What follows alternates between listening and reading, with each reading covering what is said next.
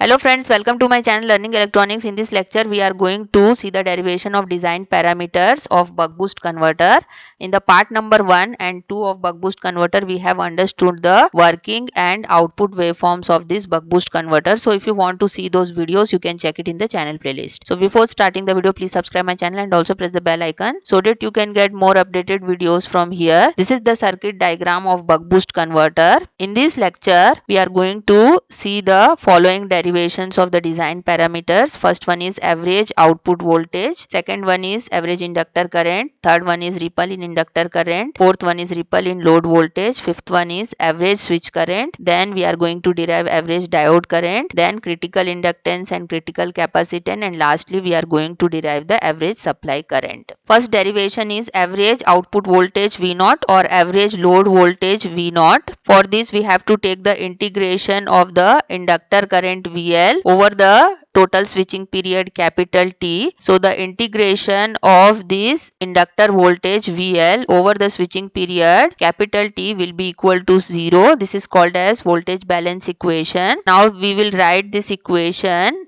like this. That means integration from 0 to t VL dt is equal to integration from 0 to t on VL on dt plus integration from t on to t VL of dt. So during the on period of the switch, when we have studied the output waveforms, we have seen that the VL on will be equal to the source voltage Vs because the source is directly connected to the inductor during the on period of the switch, and during the off period of the switch this VL off, that is inductor voltage, will be equal to the minus of V0, that is minus of load voltage V0. Now we will put these values here. We will get this type of equation. After integration and putting the limits, we will get integration of 0 to t VL dt is equal to Vs into t on plus minus of V0 t minus t on is equal to 0. Now we will shift this negative equation to the right hand side. We will get Vs into t on is equal to plus of V0 into t minus t on. We know that the on period of the switch is equal to duty ratio multiplied by total time period t. Now we will put this equation in this equation. We will get this type of equation. Vs into dt is equal to V0 into t minus dt. When we take common t from this equation, we will get this type of equation. This t and this t get cancelled out and we will get Vs into d is equal to V0 into 1 minus d. So the average load voltage or average output voltage V0 will be equal to d upon 1 minus d into Vs we are getting. So when the duty ratio range is from 0 to 0.5, at that time the voltage will be stepped down in the buck boost converter. So the buck boost converter will be acting as a buck converter in this range of duty ratio from 0 to 0.5, and when the range of duty ratio is from 0.5 to 1, at that time the voltage will be stepped up or the voltage will be boosted. So in this case the buck boost converter will work as the boost converter. Therefore this converter is called as buck boost converter because it can step up or step down voltage. Next derivation is average inductor current represented by IL. For this we have to take the integration of IC over the switching period of capital T. The integration of 0 to t IC dt will be equal to 0. This equation is called as current balance equation. Now we can write this equation like this. Integration from 0 to t on IC on into dt plus integration from t on to t IC of dt is equal to 0. So when we have studied the output waveforms of the capacitor current, we have seen that during the on period of the switch, this capacitor current, that is IC on, will be equal to minus of load current I0, and during the off period of the switch this IC off will be equal to IL minus I0.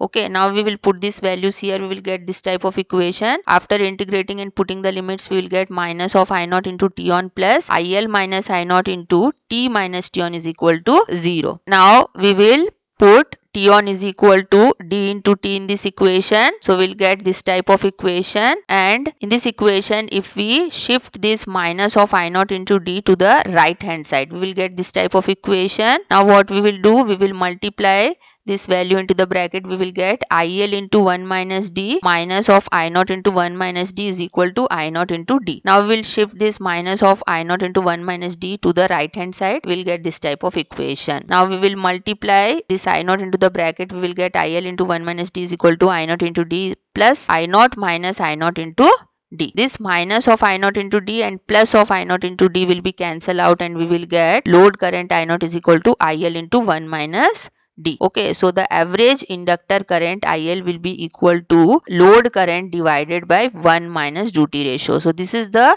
final required equation of the average inductor current IL we are getting. Next derivation is ripple in inductor current represented by del IL. So here in the waveform of the inductor current IL, we can see that during the charging period of the inductor current is increasing from minimum value to maximum value, and this del IL, which is called as ripple in inductor current, will be equal to maximum inductor current minus the minimum inductor current during the on period of the switch. So during the on period of the switch, we have seen that the inductor is directly connected to the source, therefore the source voltage will be equal to VL, and we know the formula of VL is equal to L DIL by dt, where IL is the inductor current.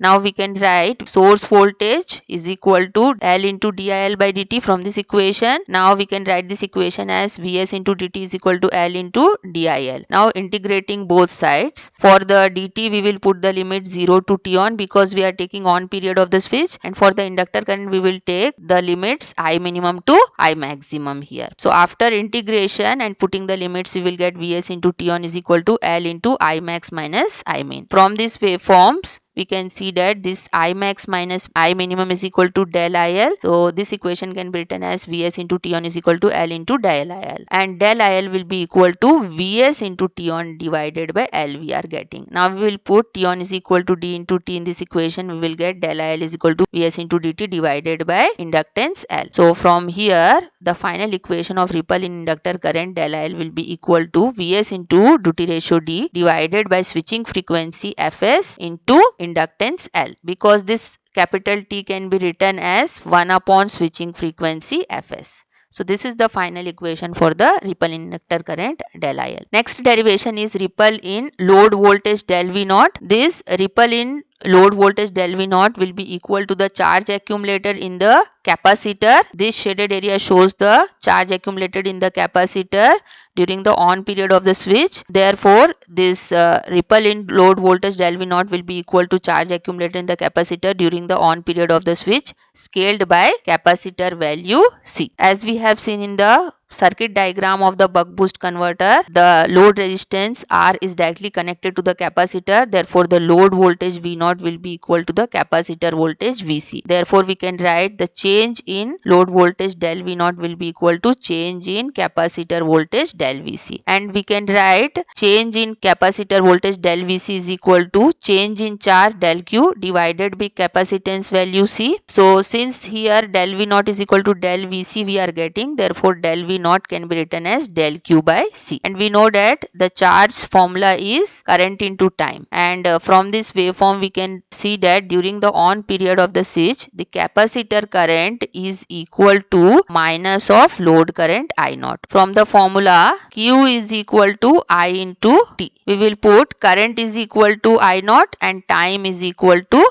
T on, because we are taking the on period of the switch here. So del Q will be equal to load current I naught is equal to T on. So when we put these values here, we will get del V naught is equal to I naught into T on divided by C. Now we will put T on is equal to dt here. So we'll get I naught into dt divided by C. Now we know that the load current can be written as load voltage divided by load resistance R. So this equation can be written like this. Now time period is equal to 1 upon switching frequency. So we'll get del V naught is equal to V naught by R into D by Fs into C. Now what we will do, we will put the formula of the average load voltage here. We will get Vs into D divided by 1 minus D into R into D divided by Fs into C. So from here, the ripple in load voltage final equation del V naught will be equal to Vs into D square divided by 1 minus D into R into Fs into C. So this is the final equation of the ripple in load voltage del V naught we are getting. Next derivation is average switch current represented by ISW. This we have to take during the on period of the switch, because the switch current will flow only when the switch is on. So when the switch is on for the time period 0 to dt.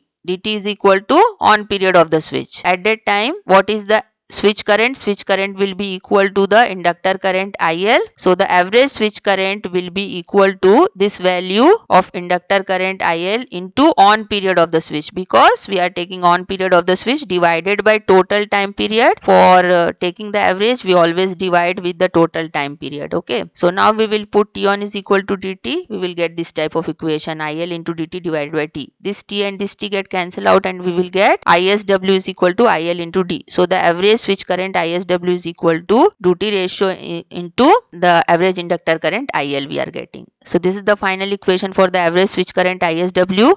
Next derivation is average diode current represented by ID. From the working of the buck boost converter, we have seen that the diode goes into the on condition during the off period of the switch. So during the off period of the switch, that is for the range dt to capital T, diode current will be equal to the inductor current IL. So for finding out the average diode current, we have to write this equation as ID is equal to inductor current IL into off period of the switch, because this diode goes into the on condition during the off period of the switch, divided by total time period T. Now from the waveform we can see that the off period of the switch can be written as T minus dt. When we take common T here, so this T and this T get cancelled out and we will get the average diode current ID is equal to average inductor current IL into 1 minus D. So this is the final equation of the average diode current ID. When the average inductor current IL is equal to half of the ripple in inductor current, at that time we will find out the critical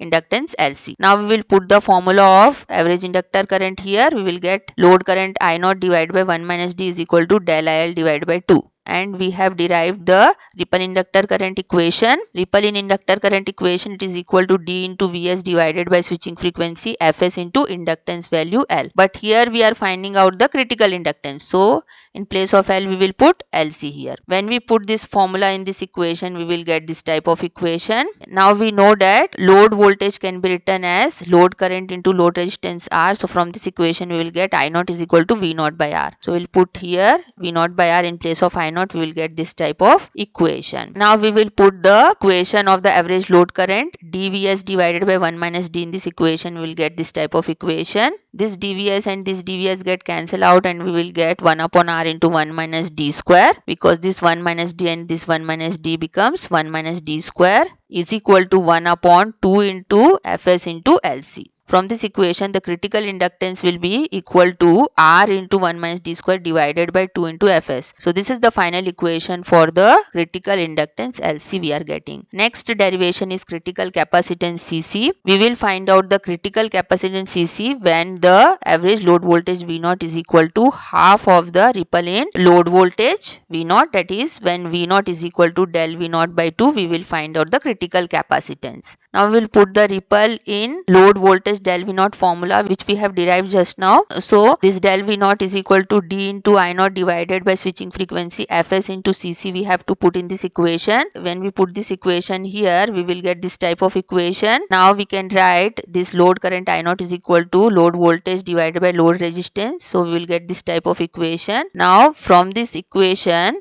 this V0 and V0 get cancelled out and we will get critical capacitance Cc is equal to D divided by 2 into switching frequency into load resistance R. So this is the final equation for the critical capacitance Cc for buck boost converter. Last derivation is average supply current. When we consider all the switches and capacitor inductor to be lossless. So for lossless conversion, we can write this equation, that is input power is equal to output power. Input power will be equal to the source voltage Vs into source current Is, and output power is equal to load voltage V0 into load current I0.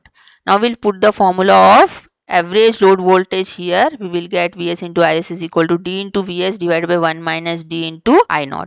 This Vs and this Vs get cancelled out and we will get the average supply current Is is equal to D upon 1 minus D into load current I0. For duty ratio ranging from 0 to 0.5, the current will be boosted in the buck boost converter, and for the range of duty ratio values from 0.5 to 1, the current will be stepped down or current will be bucked. That means when the buck boost converter is working as a buck converter in the range of duty ratio D from 0 to 0.5, at that time the current will be boosted in the circuit but the voltage will be bucked in the circuit. And for this range of values of duty ratio from 0.5 to 1, when the voltage is boosted in the circuit or voltage is stepped up in the circuit, and when the buck boost converter is working as a boost converter, at that time the current will be stepped down or current will be bucked in the buck boost converter. Okay, therefore this circuit is called as buck boost converter. Okay, so hope you have understood the derivation. Thank you very much for watching, and please do subscribe my channel for more updates.